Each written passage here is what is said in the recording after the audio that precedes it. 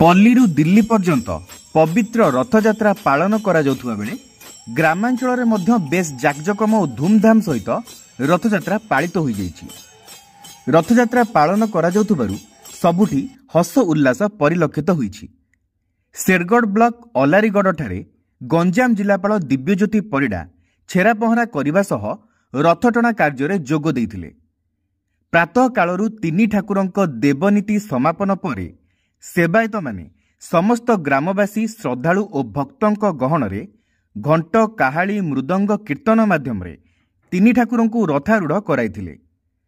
प्रभुंकर रथनीति सरिबा परे चारमाळ फिटा जाई रथटଣା कार्य बड़दाण्डरू आरंभ होइथिला।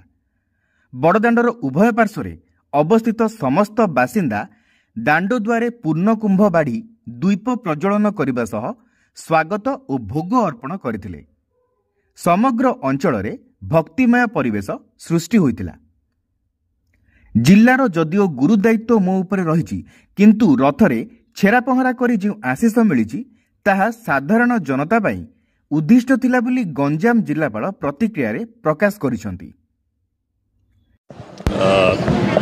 मो पई बहुत सौभाग्यर कथा कि आज महाप्रभुंकर पवित्र रथयात्रा उपलक्षे मत सेवा करिवार गोटे मौका मिली एवं महाप्रभु पाखे मु समस्तंकर मंगल कामना करुछि एवं रथयात्रा विभिन्न कार्य जो आज गंजाम जिले में होछि विभिन्न स्थान रे आज पवित्र रथयात्रा होछि तार सुपरिचालना जमी ठीक रे हो तापई समस्त प्रकार व्यवस्था कराई एवं निश्चित भाव में आउ थे मु महाप्रभु समक्षे समस्त मंगल कामना बहुत बहुत धन्यवाद।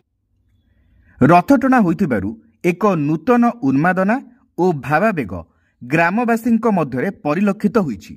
आज आम बहुत खुशी अच्छु। प्रति वर्ष भली वर्ष आज आम गंजाम जिलापाल महोदय आम थे उपस्थित रही छेरा पहरार कार्यक्रम में भाग नहीं। आज अंचलवासी बहुत खुशी अच्छा। मुझे जगन्नाथ प्रार्थना करी जे प्रभु जगन्नाथ जब घोष यात्रा को आज बाहरती बाहर को तो समस्त को भल आशीर्वाद दिंतु समस्त से भल रखु।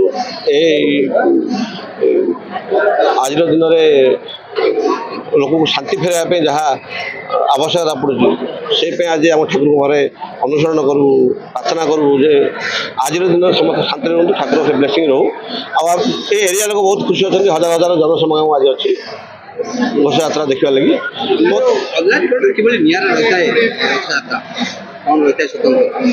सब भगवान का आशीर्वाद।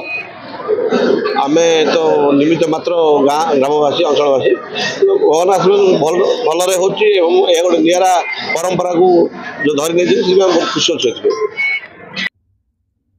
गंजाम शेरगढ़ अखिल कुमार पट्टनायक रिपोर्ट समीक्षा न्यूज लाइव भुवनेश्वर।